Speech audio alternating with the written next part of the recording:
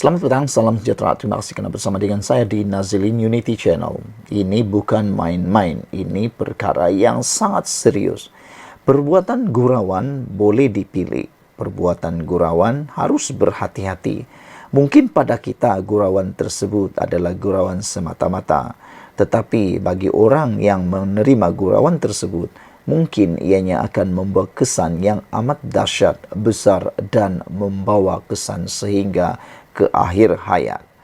Perbuatan yang disangka hanya akan disangka boleh selesai sehari dua, mungkin ianya akan berlanjutan. Apalagi apabila perbuatan gurauan tersebut telah direkam dalam video dan telah tular. Bayangkan anda ialah subjek kepada gurauan tersebut dan orang melihat bagaimana anda menjadi bahan gurauan, terutamanya melibatkan dipukul kepala. Ini semua ialah apabila satu petikan keratan video menunjukkan Sanusi memukul kepala seorang wanita dengan menggunakan gulungan kertas. Ini menimbulkan pelbagai reaksi daripada netizen dan juga daripada aktivis bebas NGO, terutamanya wanita. Salah satu perkara yang kini menjadi tular ialah Menteri Besar Kedah ketuk kepala, Sanusi nak melawak pun melawaklah benda lain, kata seorang pemimpin daripada Pakatan Harapan iaitu Mahfuz Omar. Timbalan Menteri Besar Kedah, Datuk Seri Muhammad Sanusi, tindakan Menteri Besar Kedah, Datuk Seri Muhammad Sanusi Maknor yang mengetuk kepala seorang wanita dengan gulungan kertas seakan-akan bergurau dengan rakyat dianggap sebagai tidak wajar. Pengerusi Pakatan Harapan PH Kedah, Datuk Mahfuz Omar menyifatkan kepala adalah anugerah daripada Allah dan diberikan otak untuk berfikir. Jadi tidak sepatutnya, tidak sewajarnya Sanusi buat begitu. Bagi saya tindakannya kurang elok. Sepatutnya nak melawaklah benda lain, kata beliau. Nak bergurau, berguraulah benda lain. Jangan bergurau benda-benda yang boleh memberikan gambaran sebab bukan semua orang boleh faham, kata Mahfuz. Apabila kita menjadi pemimpin seperti Menteri Besar, kita seharusnya menjaga benda-benda seperti ini, katanya ketika dihubungi Harapan Daily hari ini. Beliau berkata demikian apabila ditanya tentang video tular yang menimbulkan kontroversi melibatkan Sanusi dan seorang wanita tempoh hari. Ada netizen yang mula memberikan pandangan dan perbezaan. Kata mereka, waktu Anwar Ibrahim membuat gurauan meminta nombor telefon semasa memberikan ceramah baru-baru ini, walaun cuba mengatakan yang tak baik untuk Anwar Ibrahim. Mereka sekarang ini, para penyokong Anwar Ibrahim membuat perbandingan. Mana yang lebih teruk? Kata mereka, Anwar Ibrahim bergurau hanya meminta nombor telefon. Tapi Sanusi pula bergurau dengan memukul kepala. Jadi, mengetuk kepala. Jadi, mana satukah gurauan yang boleh diterima? Namun, walaupun tetap hanya menerima gurauan daripada Sanusi, tetapi tidak dapat menerima gurauan daripada Anwar Ibrahim. Itu yang dikatakan oleh para penyokong daripada blog Anwar Ibrahim. Mereka kata, kalau mereka buat, kata mereka, itu semua boleh terima, semua boleh benar. Tapi kalau Anwar yang buat, semuanya salah, kata mereka. Namun, gurauan yang dilakukan Sanusi itu tidak patut. Kadang-kadang ia memberikan contoh yang tidak baik kepada generasi baru, kata Mahfuz lagi. Mengulas lanjut, Mahfuz yang juga naib Presiden amanah menyifatkan masyarakat sememangnya akan berasa seronok jika seseorang pemimpin bergurau bersama mereka. Jadi kita coba elak. Apatah lagi lelaki dan perempuan. Walaupun tidak menyentuh aurat dan sebagainya, tapi saya fikir tindakan itu tidak wajar, ujar beliau lagi. Baru-baru ini tular sebuah video berdurasi 18 saat yang menunjukkan tindakan ahli Dewan Undangan Negeri Adun Jeneri itu bergurau dengan mengetuk kepala seorang wanita menggunakan kertas mendapat perhatian warga maya. Kejadian tersebut turut disambut gelak tawa orang sekeliling yang menganggap ia sebagai jenaka biasa. Dan Sanusi juga telah mendapat sokongan perhatian daripada para penyokong PN dengan mengatakan, okeylah, bukan ketuk guna kuali. Penyokong PN tetap halalkan aksi Sanusi. Selepas ungkapan biadab Kepala Bapa Hang, penyokong Perikatan Nasional PN dilihat cuba untuk menghalalkan aksi Menteri Besar Kedah Datuk Seri Muhammad Sanusi Manor mengetuk kepala seorang wanita dengan gulungan kertas. Malah mereka mendakwa individu bertudung warna perang yang diketuk itu merupakan anak saudara ahli Dewan Undangan Negeri Adun Jeneri berkenan. Sekian dulu untuk kali ini. Jangan lupa tinggalkan komen Anda, tekan butang subscribe. Kita jumpa lagi. Bye-bye. Selamat petang, salam sejahtera. Terima kasih kerana bersama dengan saya di Nazilin Unity Channel. Isu tentang pengislaman oleh Anwar Ibrahim kini menjadi hangat di media sosial. Namun demikian, ini pula apa yang dikata oleh Mufti baru-baru ini. Parti Islam cuma rekaan manusia. Tak jatuh kafir kalau tak sokong, kata Mufti. Mufti Pulau Pinang Datuk Seri Dr. Wan Salim Wan Muhammad Nur tidak bersetuju dengan label kafir terhadap seorang umat Islam sekiranya tidak menyokong parti Islam. Beliau berkata, parti Islam rekaan manusia itu bukan bersifat suci atau sakral yang tidak mengikat seorang Muslim menyokongnya. Maka keputusan untuk tidak menyokong parti Islam tidak menjadikan seseorang Muslim itu berdosa maupun kafir. Mana-mana individu atau kumpulan boleh mendakwa memperjuangkan Islam, tetapi dakwaan ini mestilah dibuktikan dengan jelas dalam realiti kehidupan. Perlu diingatkan, Islam tidak akan tegak dengan slogan semata-mata, tetapi ia ditegakkan dengan amalan dalam kehidupan rakyat sejahtera dan berkebajikan di samping pentadbiran negara yang baik, bersih dan cekap, kata beliau lagi. Islam boleh ditegakkan secara bijaksana tanpa mencanangkannya kepada umum, seperti melaksanakan keadilan sosial, meratakan kebajikan, membasmi kemiskinan, membenteras rasuah dan maksiat dan sebagainya, katanya dalam kenyataan media. Semalam dua adun di Kelantan memberi 7 hari untuk Menteri Besar Datuk Muhammad Nasharuddin Daud membuat permohonan maaf secara terbuka selepas mendakwa adun Pakatan Harapan PH Barisan Nasional menolak perjuangan Islam. Kedua adun terbabit akan mengambil tindakan memfailkan saman sivil di mahkamah sekiranya Nasharuddin gagal berbuat demikian. Muhammad Syahbudin berkata, kenyataan pesuruh Jalpas Kelantan itu adalah budaya takfiri yang boleh memecah belahkan rakyat dan masyarakat negara ini. Dalam sedutan ceramah Nasharuddin, beliau berkata, terima kasih banyak-banyak kepada rakyat Kelantan ini. Mu beri sokongan kepada perjuangan Islam. Alhamdulillah, orang muda bersemangat. Orang tua tu hok sok modah sokong perjuangan Islam. Orang muda pun sokong, kata beliau. Alhamdulillah sehingga tinggal 2 kerusi. Tak pula, kena ada juga takut orang nak tengok lagu mana hok lawan perjuangan Islam ni. Jadi rakyat boleh tunjuk hok 2 tu, katanya lagi di dalam ucapan tersebut. Susulan daripada itu, 2 adun PHBN telah pun meminta atau menuntut Menteri Besar Kelantan yang baru itu untuk memohon maaf dalam tempoh 7 hari. 7 hari untuk Menteri Besar Datuk Nasharuddin Daud membuat permohonan maaf secara terbuka berhubung selepas mendakwa 2 adun Pakatan Harapan PH Barisan Nasional menolak perjuangan Islam.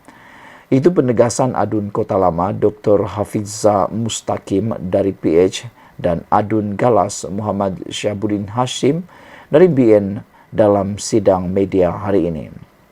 Kedua-dua adun terbabit akan mengambil tindakan memfailkan saman sivil di mahkamah sekiranya Nasruddin gagal berbuat demikian.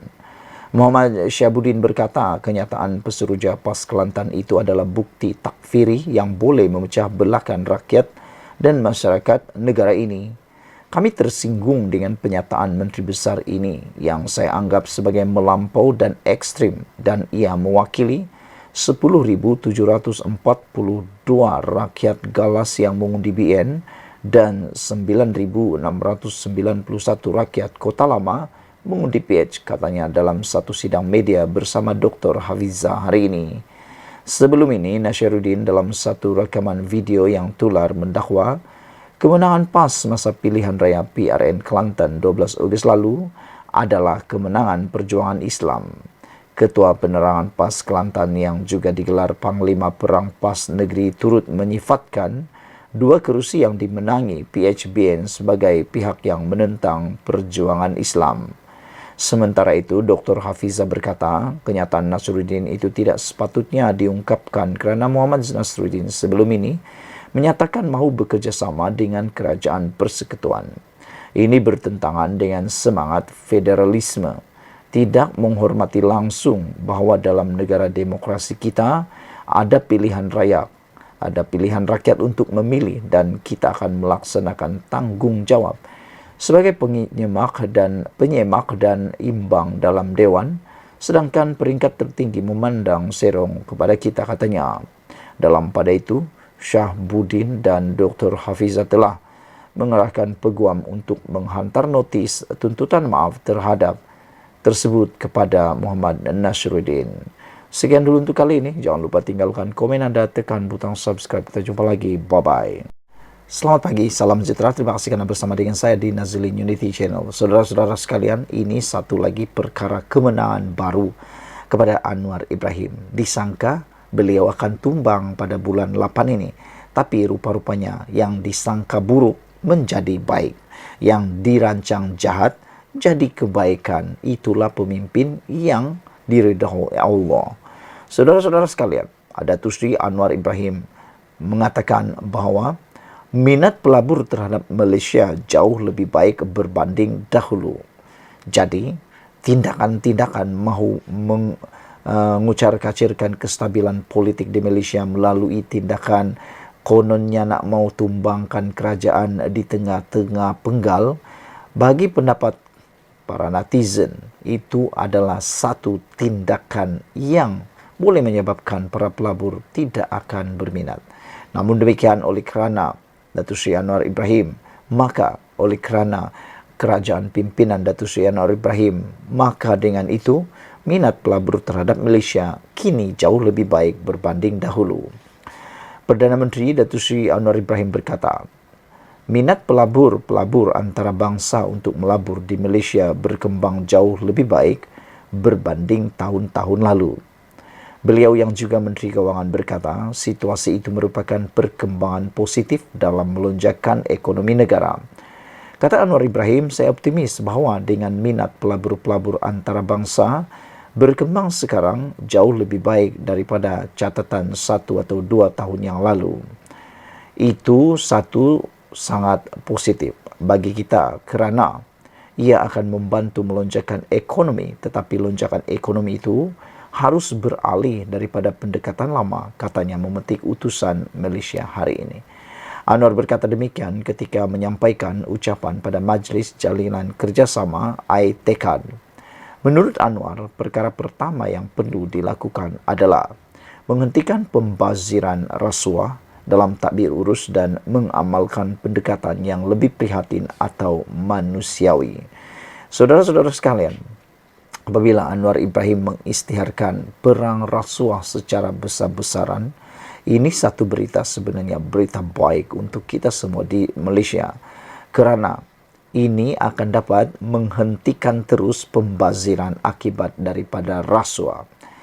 Rasuah ini kalau berterusan boleh menghancurkan negara. Manakan tidak, wang itu sepatutnya boleh digunakan untuk pembangunan negara, tetapi wang itu digunakan pula untuk membayar rasuah. Yang kedua, Bayangkan kalau pemilik kepada syarikat itu adalah pemilik atau syarikat itu tidak layak untuk melakukan suatu proyek, tetapi oleh kerana perbuatan rasuah yang terkutuk itu, maka apa yang terjadi ialah mereka yang sepatutnya layak tidak pula mendapat atau tidak pula dapat proyek tersebut. Mereka pula yang tak layak hanya kerana tindakan rasuah dapat pula proyek tersebut. Bukankah itu merugikan? Yang ketiga, proyek yang tak siap bila diberi rasuah pula mungkin jadi siap, ataupun proyek itu tak siap-siap kerana habis uangnya untuk menyuap di sana sini memberikan rasuah. Jadi dengan itu, apabila Anwar Ibrahim mengatakan ini, yaitu menghentikan pembaziran rasuah dalam tadbir urus dan mengamalkan pendekatan yang lebih prihatin dan manusiawi, kita harus menyokong tindakan tersebut. Ketiganya, kata Anwar Ibrahim, fokus pada isu dan bidang-bidang yang kita agak ketinggalan termasuk keselamatan makanan, soal transformasi digital dan bidang-bidang teknologi maklumat IT yang menurut Anwar Ibrahim yang nampak kita belum tingkatkan sepatutnya. Terdahulu, Perdana Menteri mengumumkan dana tambahan sebanyak RM6 juta kepada program iTechCAD tahun ini sebagai usaha untuk terus memperkasa usahawan mikro berpendapatan rendah. Tambahan itu merupakan penjimatan yang dilakukan oleh kerajaan dalam belanjawan tahun 2023, kata beliau lagi. Jadi saudara-saudara sekalian, ada orang kata Anwar Ibrahim tak mampu membawa Malaysia naik lebih tinggi, tetapi rupa-rupanya dengan adanya kekuatan Datuk Seri Anwar Ibrahim, minat pelabur terhadap Malaysia jauh lebih tinggi berbanding dahulu. Sekian, ikuti terus ulasan selepas ini. Selamat petang, salam sejahtera. Terima kasih kerana bersama dengan saya di Nazilin Unity Channel. Ini satu lagi pendedahan yang luar biasa yang mengejutkan semua rakyat Malaysia. Hari ini daripada Malaysia kini, langkah Muhyiddin buat Negeri Sembilan dari boleh menang ke mudah kalah. Ini satu pendedahan dan juga satu tindakan membocorkan rahsia yang saya rasa perlu kita ambil perhatian dan perlu kita sama-sama fikirkan. Saudara-saudara sekalian, pengerusi Perikatan Nasional Muhyiddin Yassin harus bertanggung jawab atas kegagalan parti itu merampas Negeri Sembilan daripada Pakatan Harapan pada pilihan raya negeri PN baru-baru ini, kata ahli jawatan kuasa penerangan bersatu Badrul Hisham Syaharin. Jadi kalau sebelum ini Muhyiddin mengarah ataupun memaksa supaya Zahid Hamidi dan Anwar Ibrahim letak jawatan, kali ini giliran Muhyiddin Yassin pula diarah untuk bertanggung jawab atas kegagalan parti itu, yaitu Parti Bersatu merampas Negeri Sembilan daripada PH pada pilihan raya negeri PRN baru-baru ini. Jadi kali ini giliran Muhyiddin pula yang kena semula. Dia yang lebih dikenali sebagai Cikgu Gad atau Cikgu Bad berkata, keputusan Muhyiddin melantik Timbalan Presiden Bersatu Ahmad Faizal Azumu sebagai pengerusi Perikatan Nasional PN Negeri Sembilan sebenarnya menyukarkan gabungan terbabit untuk mengambil alih negeri berkenan. Dakwa Badrul Hisham dalam pelantikan Ahmad Faizal mengetuai Perikatan Nasional Negeri Sembilan, status negeri itu sebagai kawasan berpotensi untuk dimenangi bertukar kepada mudah kalah. Malah dia juga mendakwa ada antara calon yang dikemukakan bersatu dalam PRN pada 12 Ogos lalu sebenarnya dipilih selepas mereka dicadangkan beberapa ketua cawangan UMNO. Kepada Presiden juga, keputusan hantar peja Ahmad Faizal Azumu oleh Presiden sehingga menukar Negeri Sembilan sebagai negeri berpeluang menang kepada negeri mudah kalah perlu diambil tanggung jawab. Senarai calon beberapa orang umur 70 tahun ke atas, calon tak sedia tanding, tak ada jentera, tanpa persediaan kewangan, sangat pelik dan seolah-olah sengaja untuk mencari kalah, kata beliau lagi. Senarai calon lebih bersedia diketepi dengan alasan-alasan bodoh, seperti umur 75 tahun dicadangkan 8 ketua cawangan UMNO, katanya dalam satu hantaran di Facebook semalam. Berbeza dari pusat, pada PRN lalu PN meletakkan calon di semua 36 kerusi Dewan Undangan Negeri DUN namun hanya mampu memenangi 5 daripadanya.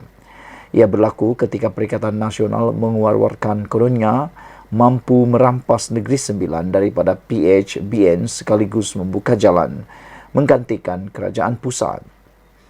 Kemenangan PHBN menyaksikan Parti Kerajaan Perpaduan mengesuai 2/3 DUN Negeri Sembilan. Negeri Sembilan banyak isu besar, semua tidak keluar ketika PRN. Adakah wujud sebarang rundingan secara sulit? Soalnya lagi. Dia yang sebelum ini kritikal terhadap Putrajaya berkata, meskipun kesilapan dalam strategi gabungan itu masih boleh diterima, tiada siapa yang tampil untuk bertanggung jawab atas kekalahan besar Perikatan Nasional di Negeri Sembilan. Badrul Hisham juga mendakwa dia ada mengingatkan Muhyiddin bahawa kekuatan bersatu dan Perikatan Nasional bukanlah daripada kepimpinan tertinggi. Sebaliknya, akar umbi dan kekuatan gelombang rakyat. Sementara itu, dia turut mempersoalkan mengapa Bersatu Kedah hanya menamakan 3 wakil rakyat untuk mengisi jawatan Exco dalam kerajaan negeri serta seorang timbalan Speaker Dewan Undangan Negeri di Kedah. Dia mendakwa perkara itu didedahkan menerusi surat Bersatu Kedah kepada Menteri Besar Muhammad Sanusi Maknor. Kenapa ini boleh berlaku sedangkan keputusan berbeza dengan keputusan Bersatu Pusat, kata beliau lagi. Jadi saudara-saudara sekalian, rupa-rupanya Cikgu Bad juga mempersoalkan mengapa Bersatu Kedah hanya menamakan 3 wakil rakyat untuk mengisi jawatan Exco dalam kerajaan negeri serta seorang timbalan Speaker DUN. Cikgu Bad mendakwa perkara itu didedahkan menerusi surat Bersatu Kedah kepada Menteri Besar Kedah iaitu Muhammad Sanusi Maknor. Sekian dulu untuk kali ini. Ikuti terus ulasan selepas ini. Selamat petang, salam sejahtera. Terima kasih kerana bersama dengan saya di Nazilin Unity Channel. Yang ini saya paling setuju dengan Anwar Ibrahim. Saya salut Datuk Seri Anwar Ibrahim dengan keputusan ini. Beliau tak tahan lagi dengan keadaan tata kelola yang ada menjadi budaya di negara Malaysia. Anwar Ibrahim akhirnya memberikan keputusan yang kita tunggu-tunggu, terutamanya saya. Apabila Anwar Ibrahim kata, hentikan amalan komisen untuk projek pembangunan. Anda faham maksud komisen? Kalau anda faham, bagus. Kerana pada pendapat saya, tindakan memberikan komisen dalam amalan projek pembangunan ini menyebabkan peruntukan dalam sesuatu projek itu menjadi kecil. Bayangkan kalau peruntukan dalam satu projek itu hanya, contohlah katakanlah 100,000. Tapi pemberian komisen pula dibahagi-bahagi, komisen sini, komisen sana dan sebagainya. Tinggal berapa lagi kah uang yang sebenar-benarnya boleh dibuat untuk projek, menyiapkan projek tersebut. Silap-silap tinggal 50% sahaja daripada nilai asal. Ini menyebabkan kualiti kerja yang terhasil diselesaikan itu secara otomatiknya boleh menyebabkan ianya menjadi amat teruk dan buruk. Kerana asalnya 100,000, tetapi kerana tindakan perbuatan komisen ini menjadikannya tinggal 80 atau 50,000 sahaja lagi. Perdana Menteri Datuk Seri Anwar Ibrahim mahu amalan meminta dan memberi komisen dalam mana-mana pelaksanaan projek pembangunan, termasuk projek perumahan, dihentikan segera. Saya setuju dengan apa yang dikatakan oleh Datuk Seri Anwar Ibrahim. Banyak-banyak perkara yang dinyatakan oleh Anwar Ibrahim hari ini, inilah yang paling saya setuju sekali. Inilah yang dikatakan reformasi tata kelola keuangan yang baik untuk Malaysia.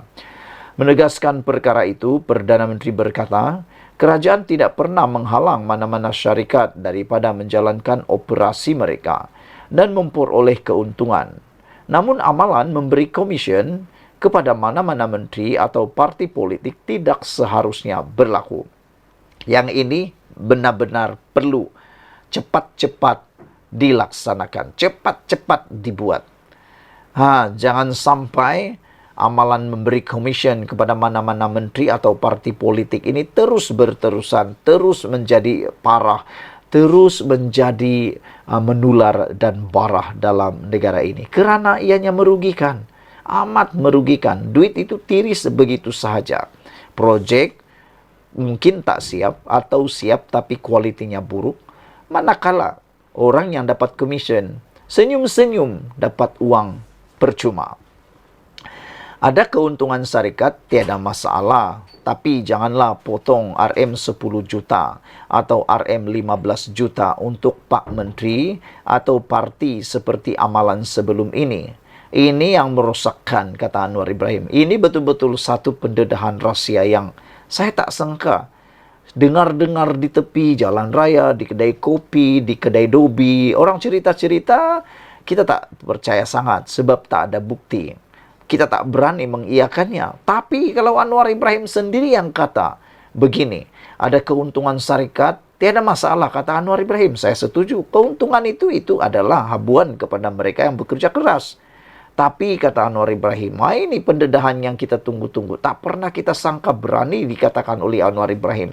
Perdana Menteri-Perdana Menteri yang lain saya tak pernah dengarlah. Pernahkah mereka cakap atau tidak, saya pun tak pasti. Tapi Anwar Ibrahim kata, janganlah potong 10 juta atau 15 juta untuk Pak Menteri atau parti seperti amalan sebelum ini. Jadi maknanya Anwar Ibrahim menyatakan, memang amalan ini pernah berlaku sebelum ini. Bayangkanlah saudara, potongan sehingga 10 juta, sehingga 15 juta. Kalau itu uang hanya 20 juta, 100 juta, 10 juta free dapat diberikan kepada menteri atau parti politik menurut Anwar Ibrahim. Kata Anwar Ibrahim, ini yang merosakkan. Adakah Anda setuju dengan pendapat ini? Adakah Anda setuju dengan apa yang didedahkan oleh Anwar Ibrahim ini? Kalau Anda setuju, sila tinggalkan dalam ruangan komen Anda. Saya setuju. Saya faham ramai yang marah saya kerana menyinggung hal ini. Tapi semua orang tahu. Tanyalah pemaju wilayah persekutuan. Kata beliau lagi. Adakah saya betul atau salah? Atau saya sengaja membesar-besarkan? Atau saya bercakap benar? Soal Anwar lagi. Hakikatnya, semua mengakui ini telah menjadi amalan. Jadi kita harus hentikan amalan buruk ini, katanya, ketika merasmikan Majlis Pecah Tanah Residensi Wilayah dan Residensi Prihatin Madani serta Pusat Penjajah Madani di Desa Tasik Sungai Besi di Kuala Lumpur hari ini. Perdana Menteri berkata adalah lebih baik peruntukan komisen berkenan dipulangkan kepada rakyat dengan mewujudkan banyak pembangunan projek seimbang, meliputi pembinaan projek perumahan bagi rakyat berpendapatan rendah dan pusat penjajah yang lebih tersusun. Merujuk Ibu Negara Kuala Lumpur yang kini berkembang pesat dan dipacu pembangunan, Anwar berkata, Kerajaan Perpaduan menetapkan syarat agar dalam pembinaan projek perumahan terbaru atau baharu, ia perlulah seimbang bagi mewujudkan sebuah ibu kota prihatin, ibu kota madani. Beliau berkata ini bagi memastikan terutama golongan berpendapatan rendah tidak disisihkan daripada arus pembangunan. Manakala kerajaan dan pihak swasta berperanan penting dalam memastikan lebih banyak perumahan untuk golongan berpendapatan rendah dibina. Bagi meningkatkan lagi daya huni bandaraya itu, Anwar berkata kawasan lapang dan kawasan hijau di sekitar projek perumahan perlulah diwujudkan atau dikekalkan agar tidak hanya menjadi hutan kota. Selain pemaju perlu mewujudkan pusat atau gerai penjajah yang sistematik bagi memudahkan rakyat, kata Anwar Ibrahim. Saya nak satu anjakan besar bahawa dalam 1-2 tahun orang tahu Kuala Lumpur terkenal dengan mercu tanda baik, hotel besar dan gerai yang bersih, dan ada tahap keindahan, katanya lagi. Terdahulu, Anwar merasmikan Majlis Pecah Tanah di kawasan seluas 1.4 hektar yang menyaksikan sebanyak 110 unit rumah mampu milik, iaitu residensi wilayah dan residensi prihatin madani, bakal ditawarkan kepada kumpulan sasar M40 dan ke bawah yang belum memiliki kediaman. Turut hadir pada majlis itu Datuk Bandar Kuala Lumpur, Datuk Kamarul Zaman Mat Saleh dan Ketua Setiausaha Negara Tan Sri Muhammad Zuki Ali. Saudara-saudara, sebelum kita berpisah, adakah anda juga teruja dengan pendedahan berani Anwar Ibrahim ini? Hentikan amalan komision untuk projek pembangunan. Anwar juga berkata, ada keuntungan syarikat tiada masalah. Tapi janganlah potong 10 juta ringgit atau 15 juta ringgit untuk Pak Menteri atau parti seperti amalan sebelum ini. Ini yang merosakkan, kata Anwar Ibrahim lagi. Sekian dulu untuk kali ini. Jangan lupa tinggalkan komen Anda, tekan butang subscribe. Kita jumpa lagi. Bye-bye. Selamat pagi, salam sejahtera. Terima kasih karena bersama dengan saya di Nazilin Unity Channel. Isu paling hangat pada pagi ini ialah pertanyaan, adakah Tun Mahathir Mohamad akan masuk parti PAS selepas PRN baru-baru ini? Ini semua apabila timbul persoalan di mana hala tuju proklamasi orang Melayu atau POM yang baru-baru ini diperjuangkan kononnya oleh Mahathir Mohamad. Dan persoalan itu akan dijawab sebentar lagi. Sila ikuti terus ulasan kali ini. Jangan lupa tinggalkan komen Anda, tekan butang subscribe. Saudara-saudara sekalian, ditulis oleh Sabudin Hussein, ini penerangan yang paling jelas dan paling tepat untuk Anda sebarkan kepada ramai orang berkaitan dengan hala tuju perjuangan Tun Mahathir Mohamad yang semakin hari semakin malap.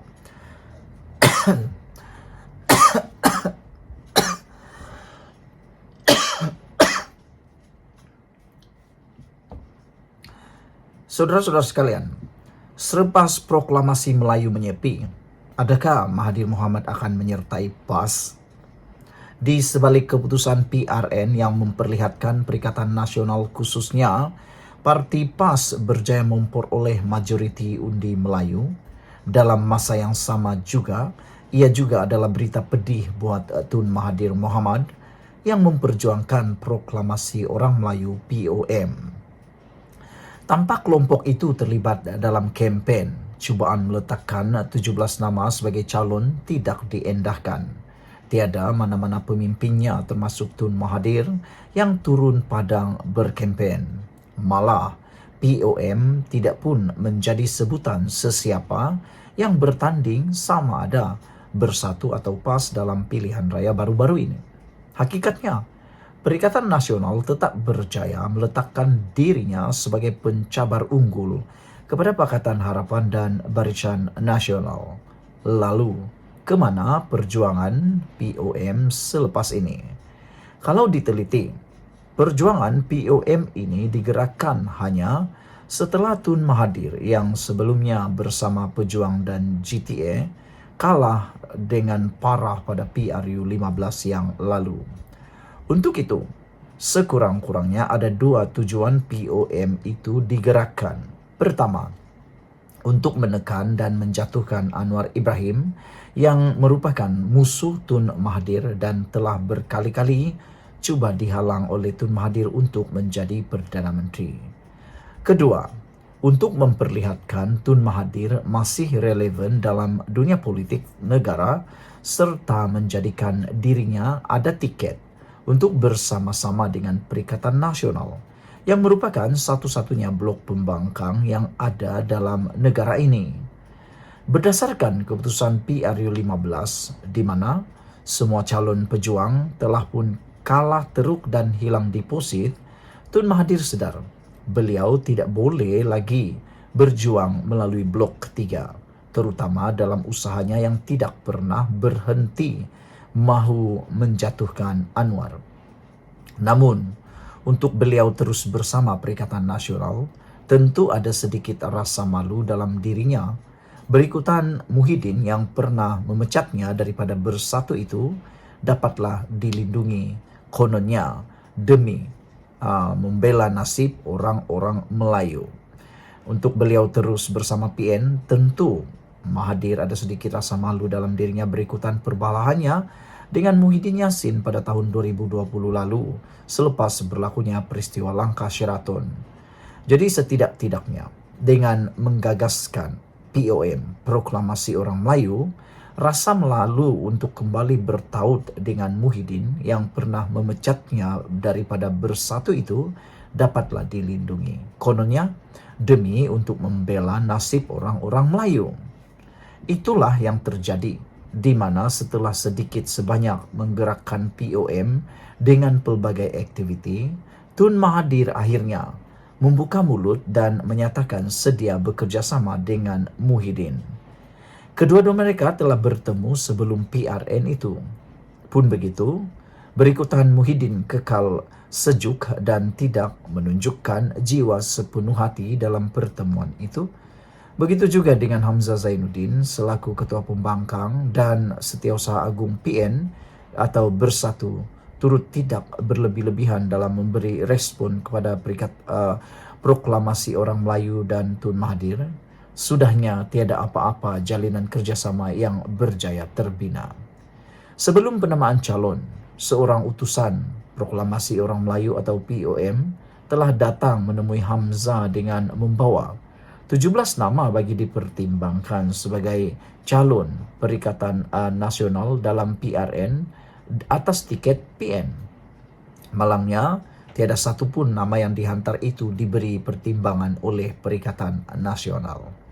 Maka dengan itu, walaupun sebelum ini POM agak riuh rendah dengan pelbagai program dan mengeluarkan kenyataan atas banyak isu, disebabkan tidak berjaya menumpang sebagai calon atas nama PN itu, mereka akhirnya senyap sunyi dan langsung tidak berbunyi sepanjang tempo kempen PRN diadakan.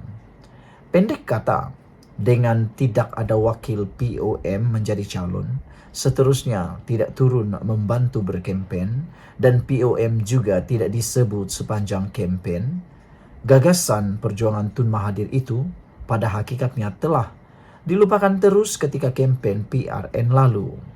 Artinya, walaupun PN berjaya memenangi majoriti undi Melayu dan menawan sebagian besar kawasan Melayu, ia bukanlah disebabkan oleh proklamasi orang Melayu.